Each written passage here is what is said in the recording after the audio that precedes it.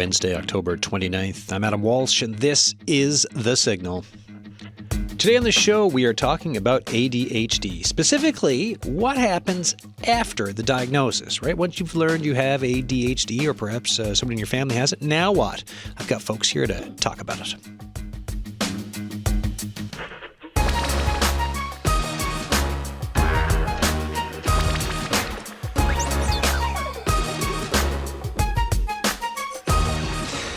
Dr. Janine Hubbard, I chickened out there, hey? Arlette Lazarenko, who did a great intro for the show, I was like, I said ADHD, but I had attention deficit hyperactivity disorder, and I pulled up at the last second. I was like, I'm not gonna land that for my intro.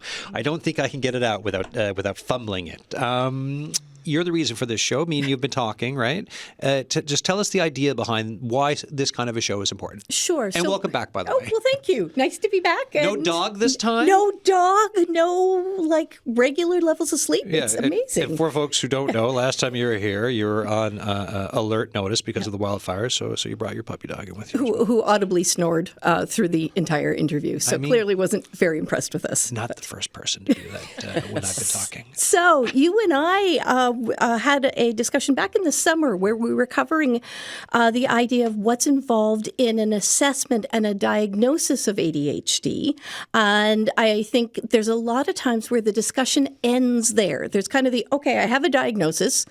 Oh, great. I'll go and talk to my family physician if I have one about medication, and kind of that's the end of the discussion. Done and dusted. Yeah. Not so. No. And this is why I thought it was so important. I sort of said, let's phrase this as after the diagnosis, because we're coming to appreciate, the need, and I wish we had more services for it, but wraparound services to support a number of different aspects that are related to ADHD that might really surprise people. And I think we have some fantastic panelists today who are going to help highlight some of those aspects that people might not think about. And some of that was modeled, I'll be honest, there's a wonderful clinic in PEI that was the first of its kind in Canada that does offer some wraparound services. So it has things like physio, it has OT, it has social work. It looks at, if there's addictions issues, if there's vocational issues, being able to really look and say there is so much more that can be impacted by ADHD than that, surface of the iceberg. So, yes, all of that. We've got some medical folks in, lived experience in today, all of that. We've had a couple of, I had an email, a text. As you're listening, folks, if you, the lines are open to today, if you want to give us a call. If you've got a question, if any of this speaks to you, you can call us 709-722-7111, 1-800-563-8255. The Signal at cbc.ca for emails. The text line is also open, 709-327-8206. No shortage of ways to get in touch with us. Every so often, I also get texts on my own cell phone during the show, which I sometimes get, sometimes miss and see afterwards. Karleena Squires, how you doing? I'm good, and yourself? Good. Tell us about yourself. So I'm a 34-year-old female who was only recently diagnosed with ADHD myself about 2 years ago. I'm born and raised here in St. John's. I work for a small nonprofit. Cool. What was when you got the diagnosis, what was that like? It was a bit complicated. First, I went to my family doctor and spoke with her about, the things I'd been hearing. Of course, a lot of women my age now are getting diagnosed because they're finding out later in life the symptoms that they're experiencing are not symptoms that everybody has. And we're finding this out a lot through things like social media. And when it comes to getting a diagnosis now, we're taking that information to our doctors. And at first, my family doctor was actually off when I went to have my appointment. And so there was a substitute doctor, and they were like, oh, don't you think it's probably anxiety or depression? I was pretty adamant that what I had was ADHD in some shape or form. And so she was able to give me a referral, but right off the bat, she told me, you can go through MCP, but you're looking at a 3+ year wait. And she said you can go private, but you have to pay out of pocket. So I made the decision to go private because I wanted to get that diagnosis right away.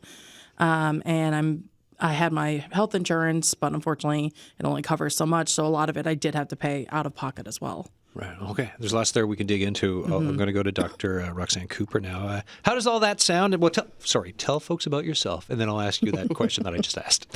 So, Roxanne Cooper, I'm a family physician in St. John's, originally from Concession Bay South, and so I've had a practice of general family practice in CBS, and then moved to St. John's for about almost 20 years.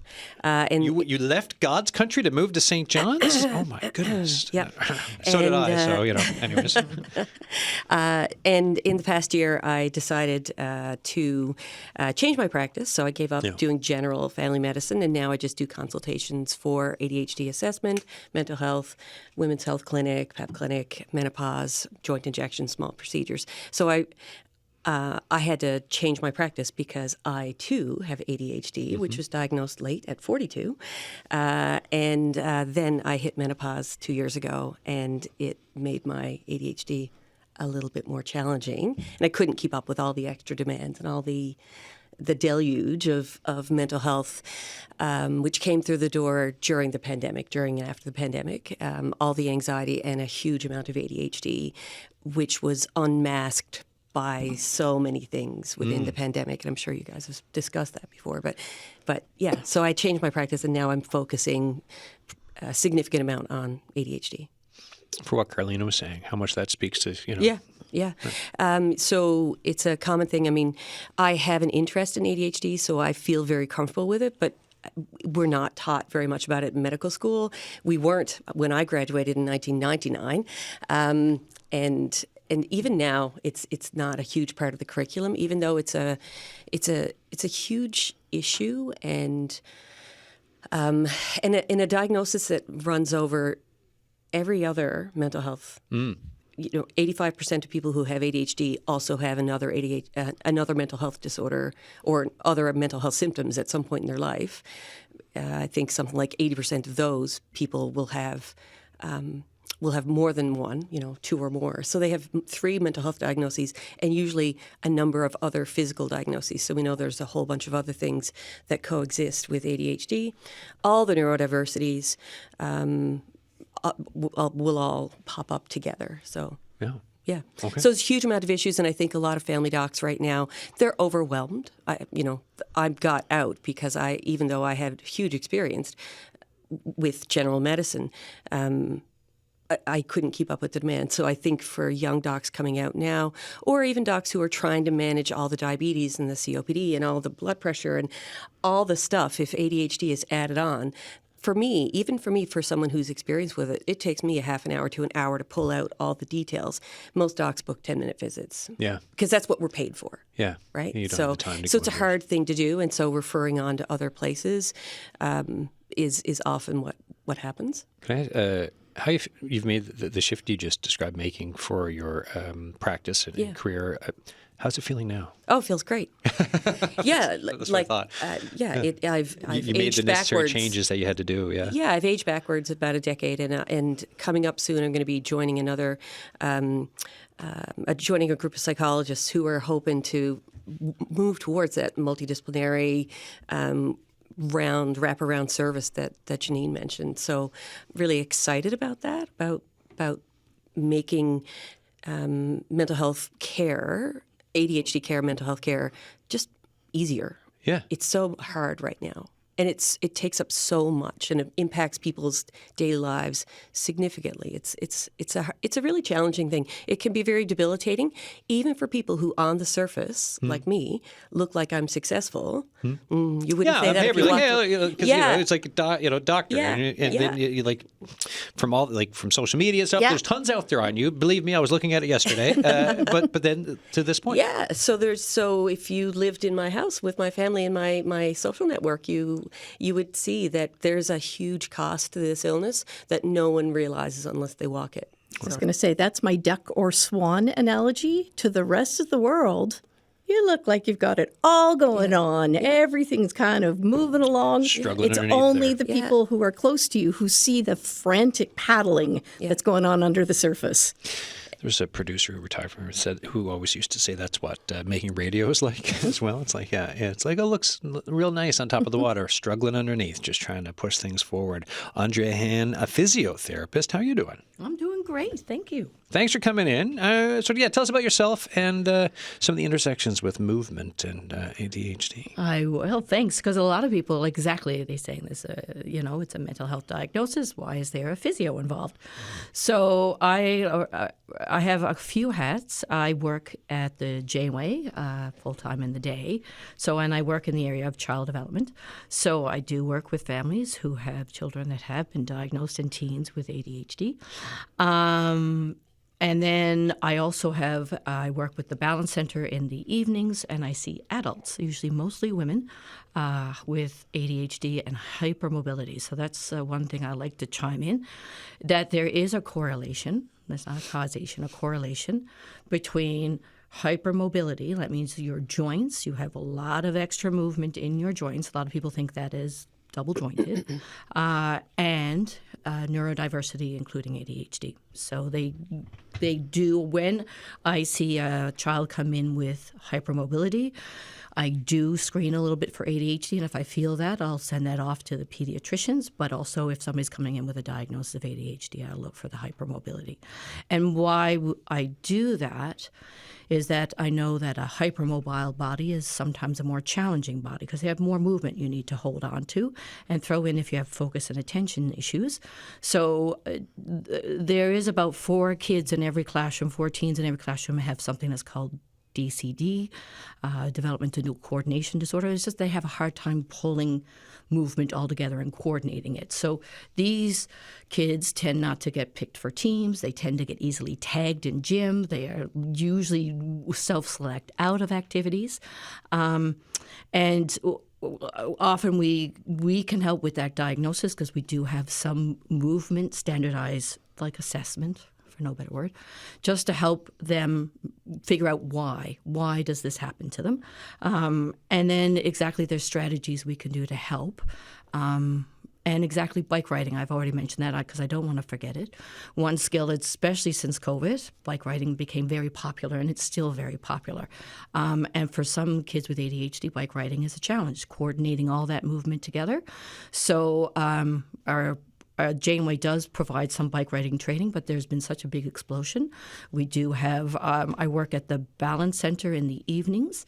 I see, again, mostly adults there, but working with Kim Furlong, who's a physio there, just discussing the increased need that we saw. She taught bike riding to kids with amputees in the U.S. and set up a whole bunch of bike camps. So she set up a bike camp for kids with developmental differences, including coordination. She runs it every summer.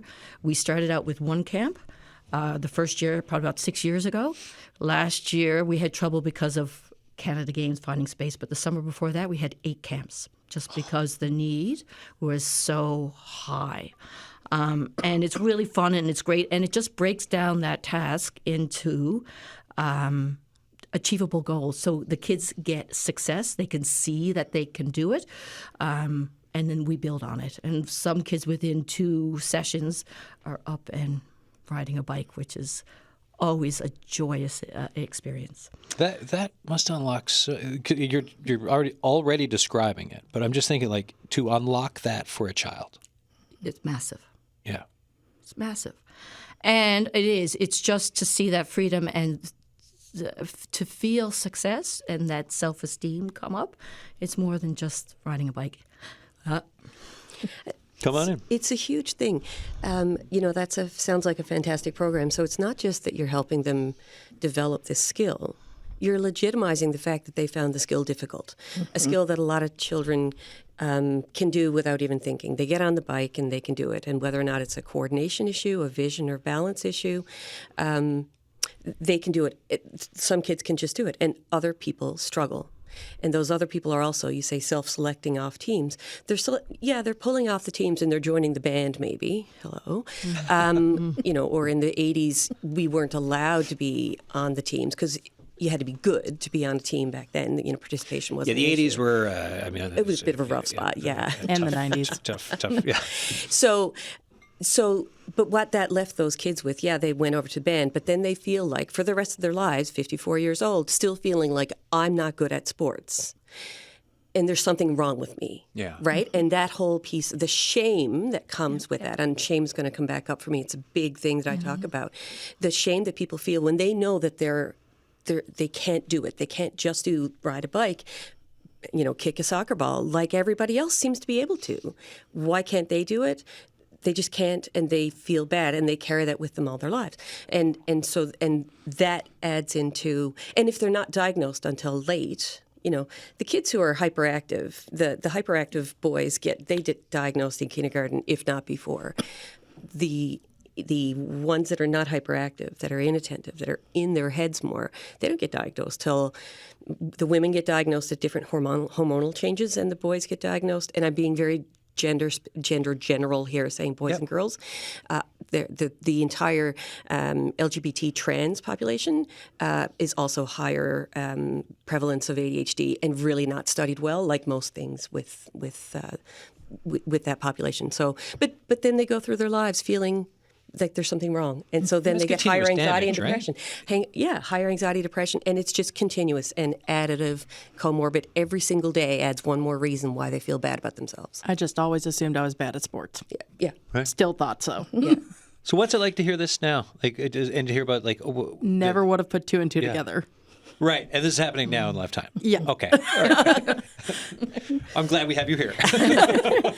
And that's what I'll chime in very quickly, because exactly what they're finding is because where we select out, exactly, then there's the higher risk for type 2 diabetes. There's higher risk for all those lifestyle pieces and we know that movement is actually really important to help regulate. So it's up there. We have lovely pediatricians, and they always say medication is great, but if movement and exercise, sleep and nutrition, those are the cornerstones. You need those to help with a healthy nervous system and body, then the medication works to its best of its ability.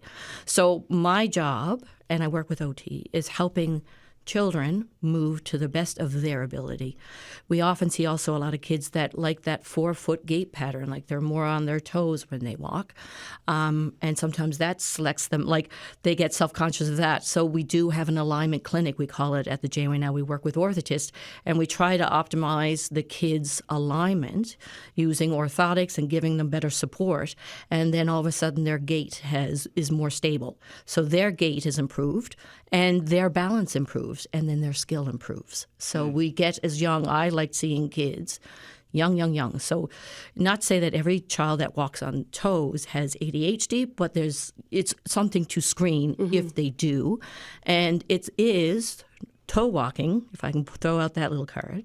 It's normal for the first 6 months after you learn to walk. After 6 months, you usually want to see then a heel-toe gait pattern. If you do not, if they still stay up more than 70% of the time on their toes, come and see a physio and an orthotist at the JMY, please. We will help you with that, because you cannot get your higher balance skills with that. It also helps with toilet training, because you can't access your core muscles if you don't have your heels down to the planet. So, yes. So that's why little tote early intervention is important. They will not screen for ADHD until you're about 5 or 6, because they want you to develop, your nervous system. But we can get in and start working on some movement differences before that age. And Janine, before you tick in, I just want to say, in addition to that screening, vision. So vision is also, corrective errors, glasses, astigmatism, they're all highly associated with ADHD as well. Somewhere around 80% of people with ADHD also wear glasses, or have a refractive error. So I liked, and so when they're trying to learn to toilet train, they can't necessarily see the toilet very well, so they're making mistakes. So they're uncoordinated, and their vision is off. So, and they're not screened for that until kindergarten, right? Because their screens are up close to their face when they're using them at home. So it's just one more little thing that we see. And the reason why I think the vision one, I always come back to it when I talk to patients, is because astigmatism is when the shape of your lens, instead of being spherical, round, it's egg-shaped. And so, glasses fix it, right? So I always say I got my ADHD from my dad, and I got my astigmatism from my mom. It's heritable. I was born with both, right? There's other influences that affect both of them, but I'm, just in general, I feel no shame about the fact that I wear glasses and that my glasses have had to change with every pregnancy and every hormone shift and aging in my life, right? I feel zero shame about this. You know, I might have been picked on as a kid for being four eyes, but no shame about it now. And so the ADHD in my mind is similarly I was born with it. It's a neurobiological issue. There shouldn't be any shame around the issues related to developmental delay either, in physical developmental issues or any of the brain, any of the things. So I'm huge when I talk about ADHD, but a big part of what I do, it's medication. I'm a doctor. A huge part is taking away, I bet you grew up with this, you're diagnosed at 32. Did you have this experience?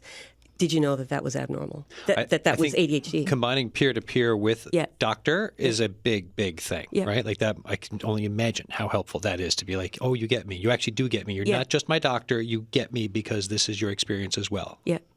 Janine. Well, we hit on, and thank you for this, the idea of the guilt and the shame, and why when people sort of say, well, you know, you've made it to middle age or whatever, why is seeking out a diagnosis important?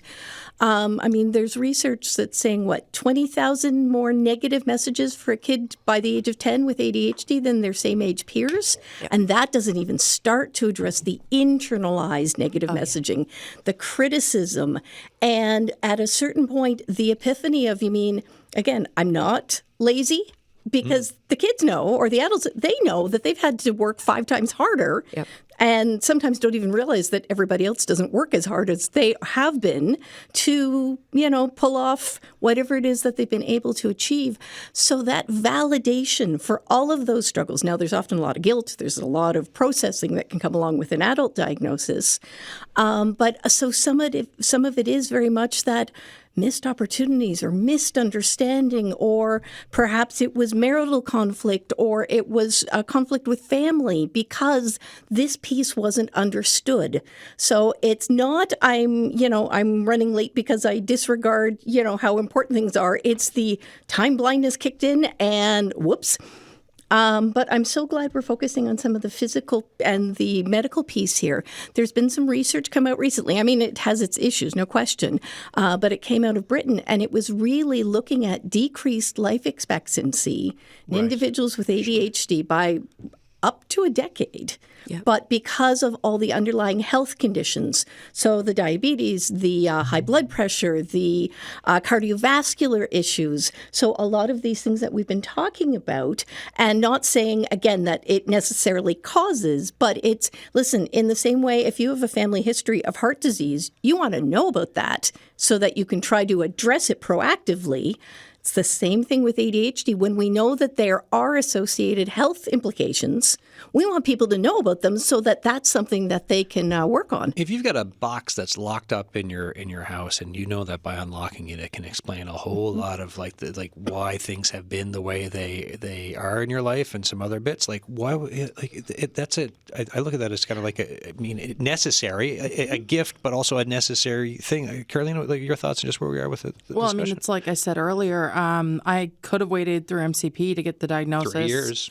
Or more. And actually, I recently found out that is basically just the lowball amount. Oh. I've heard of people waiting upwards of 4 or 5 years. So that's why I chose to go the private route. Because even though it was a large expense on my part, for me, getting that diagnosis sooner, even if they told me I didn't have it, was more worth it to me than having to wait and not know. So what was day one? So after you got your diagnosis, right? So like we're talking today, it's like, so you get your diagnosis, now what? What was the now what for you? I think it was a lot of emotional feeling. I remember feeling a lot of relief because it explained a lot of things. And I remember feeling a lot of guilt, like you've said, being like, oh, well, that's why I was that way. Growing up. And I think it kind of, I was very lucky that it was the weekend because it kind of all came crashing down like in one day. But I remember then Monday morning, first thing I did was call my family doctor to just talk to her about it and, talk about what the next steps were. And did you, was your family doctor comfortable prescribing medication? Yes, I'm very, very fortunate. I have a lovely family doctor. And I did have to recently change because my original family doctor had retired. So we changed just before COVID hit, and she's fantastic. And she's got me on a path to a good medication that's been working for me. So. Yeah. So, I mean, huge number of people in the province can't access primary care. So, family physician or nurse practitioner. And even those that have, I would say, less than half are actually comfortable prescribing the stimulants. There's a bunch of different reasons why, but they're not comfortable prescribing stimulants. So then you're left with a family doctor, and you still have to go somewhere else to try to get medication. Yeah. And that can also take months and months. If you were able to, on Monday, be able to get in touch with your family doc, I mean, I was booking 6 weeks out when I finished, right? So it can be a really big issue. So even and though it's a real trial and error too. I remember it can be. The first medication they put me on, I don't think I slept for a week. Yeah. So that was a big no. And big no. Then I went back and we switched to something else, but it gave me really weird leg twitches. And so that again was a no. And now I'm on the third medication, which at a lower dose wasn't great, but when we upped the dose, it's been fantastic ever since. Yeah. And it's been really helpful. I mean, it doesn't fix every problem, but it helps like clear your mind a little bit, puts some of those issues a little bit more at bay and easier to deal with. Again, it's not a perfect system, but it's something that works for me. Medication is a tool to improve your function, to improve your ability to So you were asking what next? When I give the diagnosis and give the feedback, there's two immediate steps. Yeah. One is go and speak with your healthcare provider if that's something, or we'll work on referrals. And the second is to reach out to a group that we're going to be talking to in just a moment, based out of Toronto, called CADAC. And it is, I used to give I have a resources handout that I give families, but I always say start with one reputable place. And CADAC has, if nothing else, there's the So Your Child's Just Been Diagnosed with ADHD webinar. What I always tell people is you don't have to do everything in the webinar today. Like, take it in small chunks, but it's a resource. It's a great place of information, but then it's also, they offer parenting groups, they offer support groups, they offer education, and it's kind of start here, get your toes wet, and then when there's other topics you want to explore, we can help you kind of figure out what other needs you might have. But that, for me, other than speak with your healthcare provider, is the best starting point I can endorse. And I really appreciate the segue there, Janine. You've got your CBC honorary producer hat on, and this ties in with an email we got this morning, too, from the promo I had on the morning shows today, saying, can you ask your guests if there are supports, i.e. groups, or something for spouses, relatives, for people living with ADHD. We've got Annie Desrochers on the line, Senior Manager for Centre for ADHD Awareness Canada, a.k.a. CADAC. Annie, how you doing? I'm good, thank you. Thank you for having me part of this, and that was a very good segue, Dr. Hubbard. Thank you for that. Always appreciate being known across Canada because we are a national organization. So that's wonderful. Thank you. Tell us about yourself, Annie. You're the Senior Program Manager, but give us a bit more on you and how long you've been with the organization. Well, I am, Senior Program Manager for the last 2 years now, but I have been with CADAC for the last 4.5 years.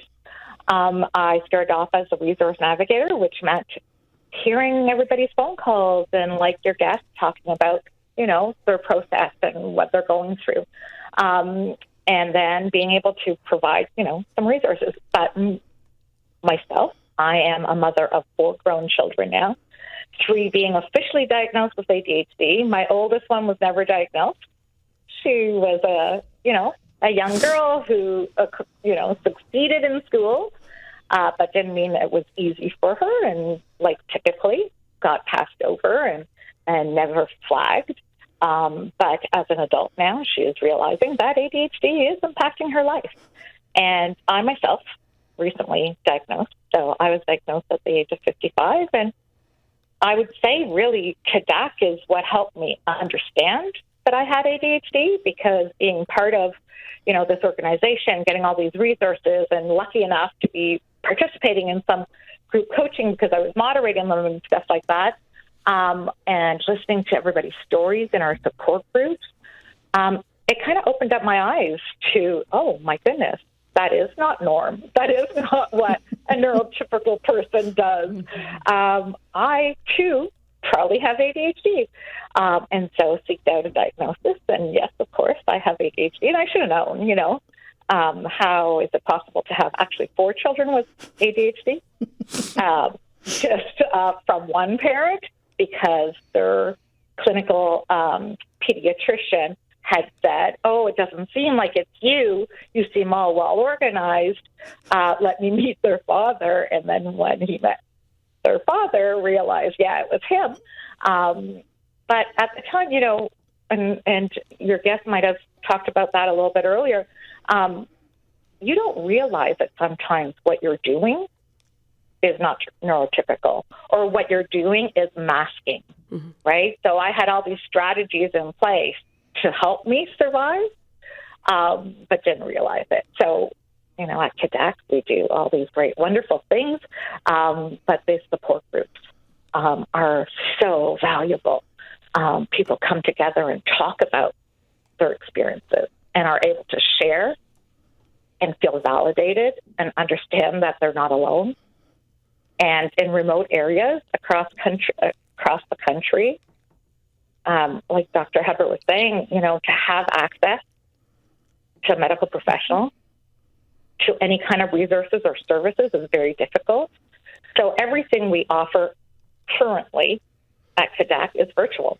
And you offer it in multiple time zones. Exactly. We try to accommodate, not always meeting, all the time zones needs, but we really, really try. And I'm so happy that more and more in our groups, in our coaching programs, in our parenting programs, that we are seeing across country provinces showing up. And I have to say Newfoundland shows up. So more and more, we're getting participants from Newfoundland who are participating. I'm just on, and for folks who are listening, CADDAC,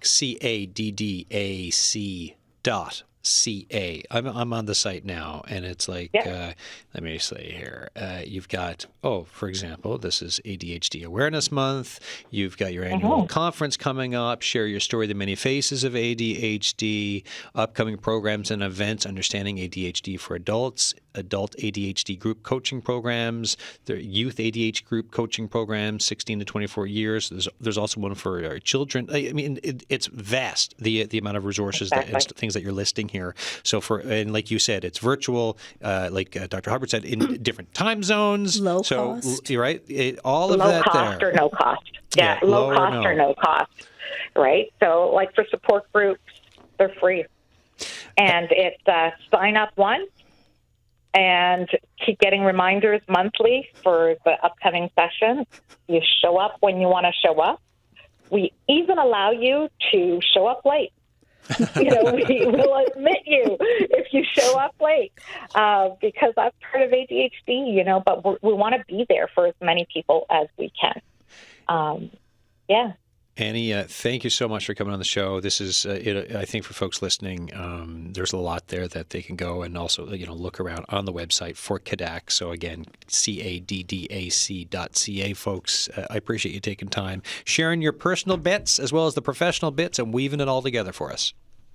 Well, thank you so much. And I hope that many people get the support they need. So that's what we're here for. All right, Annie. So thank you. Annie Desrochers, thank you very much. Take care. Cheers. Bye.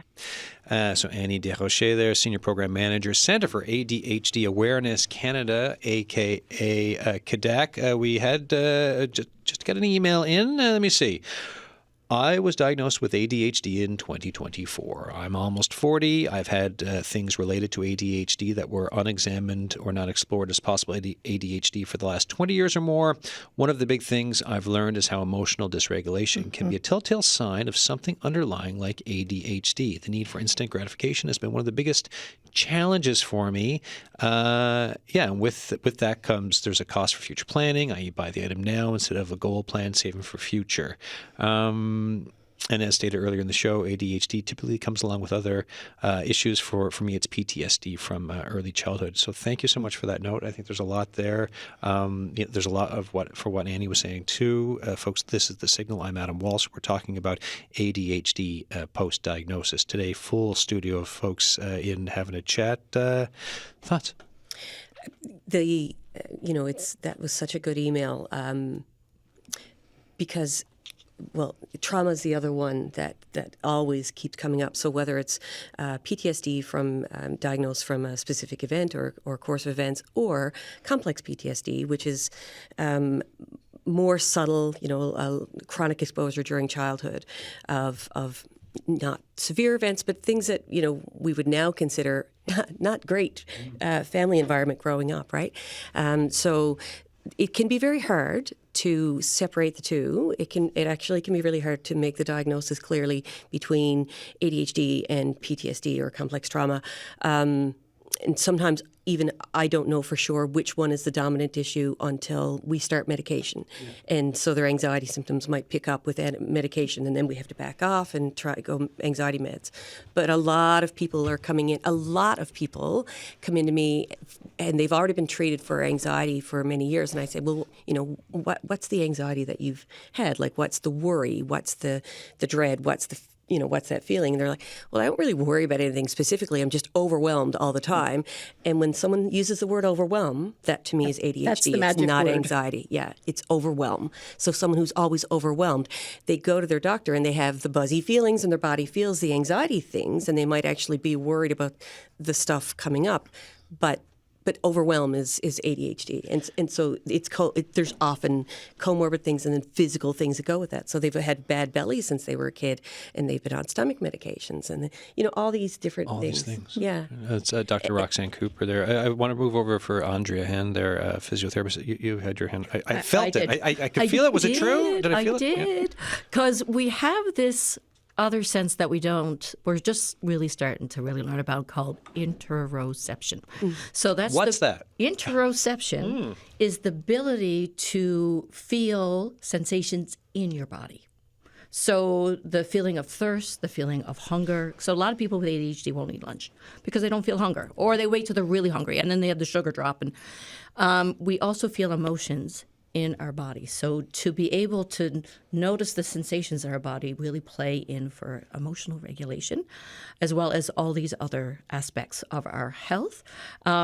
So when you have ADHD, you're a lot in your brain. So it is getting kids into their bodies is part of what we do as well. So core activation is what I offer with good support and with breath. And that's why yoga and things like that can be good, because it gets people out of their brains and more into their bodies to feel what is happening. So I just want to throw that one in there for the emotional regulation piece. It's part of it. And medications can help, but movement, mindful movement, outdoor movement that's mindful, like a nature walk more than just walking. It keeps your senses in the moment, so you're not spiraling forward into the future or spiraling back into the past. It keeps you centered in what's happening now. Is so important for that emotional regulation piece. And thank you for hitting on that, because it's funny, I actually often get referrals for kids who are having trouble with urinary incontinence. And it's actually, they have full control over their, but they get so absorbed in what they're doing, they get so hyper-focused on something that they aren't paying attention to their internal systems. Same thing with adults, absolutely. We see you suddenly realize, well, I haven't eaten in the last 14 hours, and now I'm ravenous, and now I have, that poor impulse control. So I am going to get the fastest thing possible, which also then leads to some of the physical health-related issues. High sugar, high processed food, whatever you can get into your because system. At that point, you haven't paid attention to it. But I do, that's one of the things that I'll screen for if the question is around, kids maybe not realizing. Same thing, you get in the wormhole of hyperfixation, and we know that there's issues related to sleep. There's either the delayed sleep. So again, people aren't picking up on the fact that I'm really overtired because I'm really interested in the wormhole I'm going down on Reddit right now. And then there's also kind of in some cases, it's more the middle of the night. And again, that's what gets misdiagnosed as anxiety, or anxiety may be secondary, but it's waking up in the middle of the night with the, oh shoot, I forgot to do this. And if I forgot to do this, then what else have I forgotten to do? And the brain is churning, but it's that overwhelm, not the looming dread or worry. And it's qualitatively different. Yep. And I'm so glad you used that word, because that for me is one of the words that I use a lot when we're looking at a diagnosis. Yeah, and I've been doing this a long time, and I would say that's only something that I've really noticed myself in the last 5 or 6 years. That's I screen for that more than anxiety. So I'm sure that I have people I've taken care of for a long time for anxiety and depression who actually are ADHD. In fact, I'm actually seeing them now. So I've known these people, and maybe regularly, and I think I'm a good doc, so I've talked with them lots. I didn't pick up that it was ADHD until But years see, the later. anxiety One is also thing that they masking said, it, yeah, right? Because so they're high so good at achieving. coping. That's right. The urinary issue. I mean, bedwetting highly associated with ADHD, right? So, that part, and that can go on until they're 13, 14 years old. So, and again, it's a neurodevelopmental thing. So it's their brain. They can't help it. The signal between the brain and the bladder at 3 a.m.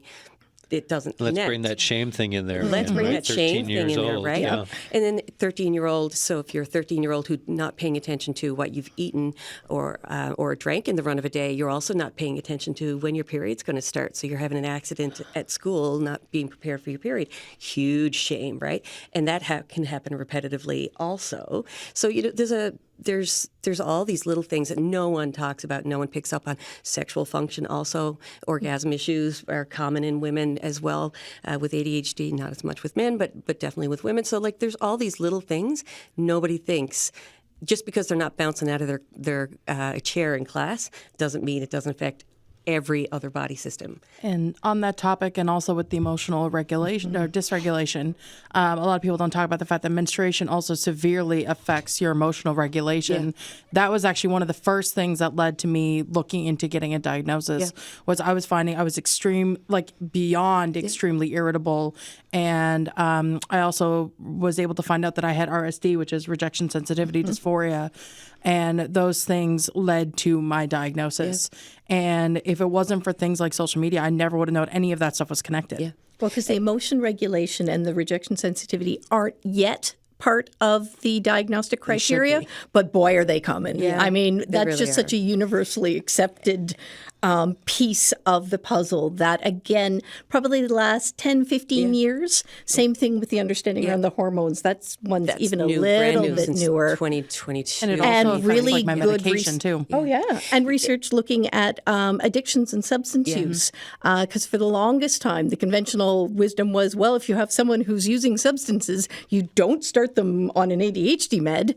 And in fact, what they're finding is exactly the opposite. Yeah. Really? That people are self-medicating. Absolutely. Mm-hmm. And whether you're self-medicating through potato chips and chocolate or whether you're self-medicating through substance use, it's meeting that unmet need. And when you can provide the adequate and appropriate medication, you see things like relapse just like the rates are dramatic. Yeah, for sure. Yeah. I had a text before the show today. I mentioned sometimes people text me about shows, right? So someone's going to, there's the ADHD Women's Summit coming up, menopause and ADHD, which came up a little bit, but can we kind of talk a bit more about that? Absolutely. Yeah. So there's a number of different... there's a number of things. About, right? So I would say 2022, when we had the CADRA, so that's the Professional Association, they had the conference here in 2022, and Chrissy Holmes was on. We did a panel. It was lovely. And that was the first time I heard a speaker actually talk about research about women-specific, estrogen-specific. Never before that. It was never in any of the literature that I'd come up with. But I knew myself menopause had messed me up. To me now, if I see a patient and they have had PMS or PMDD, severe PMS, so premenstrual dysphoria, so severe mood changes or anxiety changes prior to their menses that get better when they start to bleed, or if they have postpartum depression, or if they start to notice a big dip around menopause, I look for the ADHD. it's almost always there. So there's a huge link, and we know that now the research is new, right? There was just something recently about the synergistic effect of estrogen on all the other brain neurotransmitters, meaning that it makes the other things like dopamine and serotonin, it makes them work better in your brain. So Doc, it's huge. It's almost like people haven't been doing research on women over the years. Yeah, you'd think, right? I think I just arrived at this conclusion. Well, almost all medication studies have been traditionally on white, middle-aged European men. Yeah, which is like bonkers. And even when our speaker that we had, she was talking about all the extra hoops she had to jump through to have women in her study because women are so unpredictable. It's like, well, yeah, like you try having hormones that vary from hour to hour, day to day. Yeah. And you brought up the LGBTQ trans community earlier. It can also have a severely different effect on people of color as well. Yeah. It is, and it is, and exactly. And a lot of like ADHD used to be like that hyperactive boy in the class that couldn't sit in the chair, which it still is. Like I don't want to dismiss that, but women tend to be different. They tend to because we are different, and. Exactly. If you have ovaries, it does. Your brain is already doing gymnastics all the time. Either you're pulling in out of something or you're pulling yourself away from something. Then if you have this internal hormonal roller coaster that happens first every month. Day to day, hour to hour. And you've got estrogen receptors all on your brain. Yeah. Of course, it influences then your thinking and your ability just to manage. And then throw perimenopause, which, I'm in the realms of that, and I do have ADHD. I was so great. I did happen to go to that conference, and it was a huge light bulb. Yeah. It is, and you can probably talk to us better. I've been told, for the cycle, you can match your medication to your cycle. Like there might be certain times of the month for women. Like men tend to be more stable with their hormones. Yeah. So, but for women, they might be needing to match. They might need to go up a certain time of the month to match that hormonal drop. Yeah. But when it's perimenopause. And they're all over the road. It's up and it's down. It's up and it's daily. Because they're even saying don't do blood work because some days it could be normal. Well, the next day it'll be in your boots. That's right. So that's where HRT, hormonal replacement therapy, to try to even out that. Thank you. It has some benefit. It has some benefit. It helps just to even the keel a bit, so you're not holding the rudder so hard all the time as a woman. It's another piece, right? It's just another piece that can help. But sleep is huge. So we also know that with perimenopause, sleep gets disrupted, right? So the sleep is huge. Keeping the hormones level is huge. Varying medication depending on need. I mean, it's supportive. Everything should be supportive so that the person knows how to manage themselves their best, right? That's it. And I was going to say, even in young kids, one of the things, again, the differences in girls and women, but what we see is girls, especially the inattentive girls, they're people pleasers. They're maybe that little bit anxious, which means they're not, they're making sure they're getting things in on time. Like it might be last minute, but they're making sure it happens. But they're figuring out more pro-social ways. My favorite example was a little girl I was working with, and in class, she would immediately leap up when the teacher was about to hand out papers and say, "Oh, miss, I'll help with that." She gets praised for that action. She was not supposed to be up and out of her chair. She didn't have permission. But she got herself a little movement break, got herself a little bit of a socialization break. Right. So they moved. So they put up their hands. I mean, I had my hand up the whole way through. From I was in school till I was 30. The whole time. Like always had my hand up first. Always first. I found it hard to not put my hand up if I knew the answer. Then you become the teacher's pet and a bit of a geek, which, served me for my profession, but also probably wasn't great all the time when you're always but you're always volunteer. So you volunteer for this. It sounds great, interesting. Novelty seeking. Every committee. And then every committee, and then you're overextended. So ADHD becomes, you manage things. It can help you do so many things until you get to a point where you are overextended and your coping mechanisms can't keep up anymore, and that's what happens around menopause.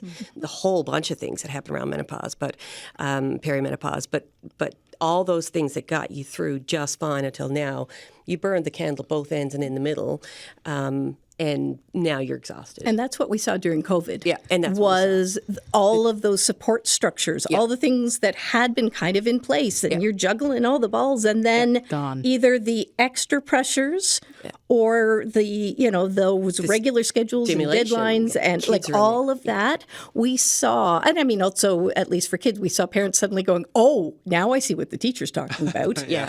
Okay, so I mean, we saw a huge surge in kind of interest and decreased stigma for sure, but like people seeking out, kind of going, I was managing. I was, I was the swan. I was floating along. And then COVID and lockdowns just really, hit some people really hard. Yeah, I mean, the diagnostic prevalence is supposed to be 4% of the population. It's not. It's way higher, and we don't even have a grasp on it. If you throw in all the developmental issues and all the other things, I think in 10 years' time, we're going to be calling it something different. Yeah.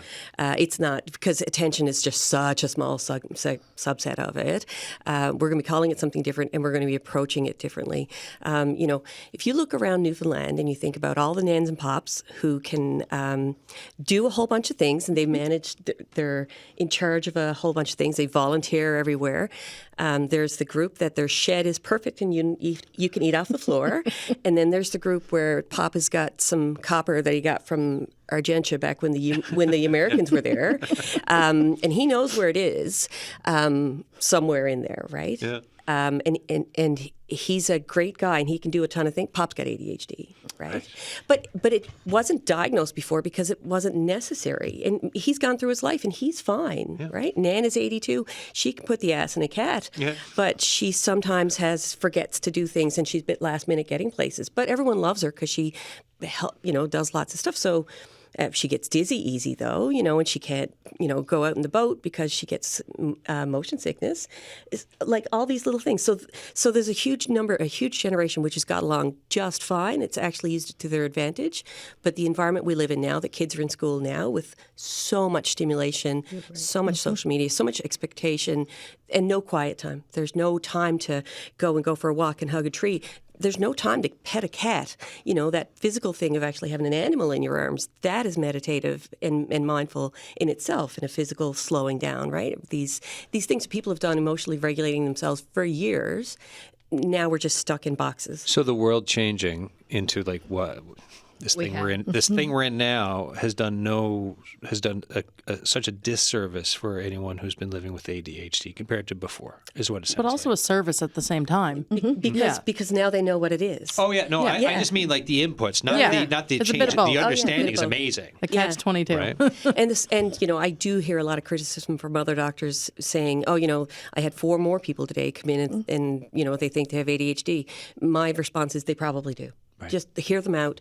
Are we overdiagnosing it? No, we're not. We're diagnosing it. If it's there, people are seeking it. They need help, and they're finding that they are unable to cope and manage. Why don't we just help them? And if it's not meeting diagnostic criteria, we're helping them explore what else might it be. Yeah. Because that's the other important piece is, absolutely. It might be depression. It might be anxiety. It might be listening so to many people. other things. It's a big deal. Like just last week, we did a show on long COVID, and the parent was there saying how their child had to advocate with the doctor to be listened to because the doctor was like, no, it's anxiety. It's like, no, it's something else. And finally, it's like, oh, long COVID. Yeah. And also, I do like this generation coming up. I find them very wise. They're starting to bring back stuff that Nan used to do. Knitting, like things with your hands regulate your system. Yeah. Knitting, crocheting is coming back. Baking bread, the sourdough. all of that, exactly. It's meditative. It's funny. It's so we never thought it was important. It's so important. It's so important. It is. It's fun and rewarding, but it regulates your nerve. I see you're nodding. Yeah. But it is. So we are pulling things back that we moved away from. Yeah. That people just, and they're doing it because it makes them feel good. It makes them it's productive, and it is, but it's more than that. And maybe I see you nodding. Well, to say the amount of hobbies that I picked up during COVID. 15 seconds final word, Karleena. So I mean, the main reason I'm here is just as somebody with ADHD, wanting to learn more, but also to advocate for people to, you know, if you think you have it, it can't hurt to ask. Right. And keep asking. Yeah. Keep asking. Advocate for yourself.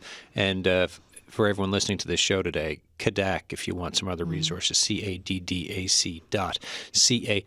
Thank you all for this. It's been a great hour. Thank you so much. Folks, that is it for today's show. As always, thoughts and feedback, the signal at cbc.ca.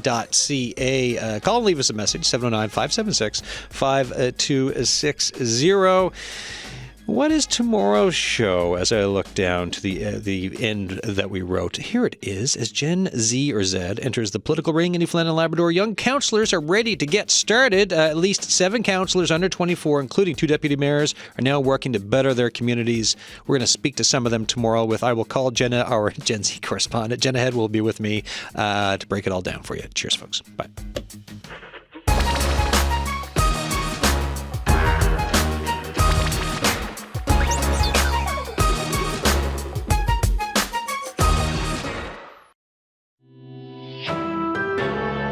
This is CBC News in Newfoundland and Labrador.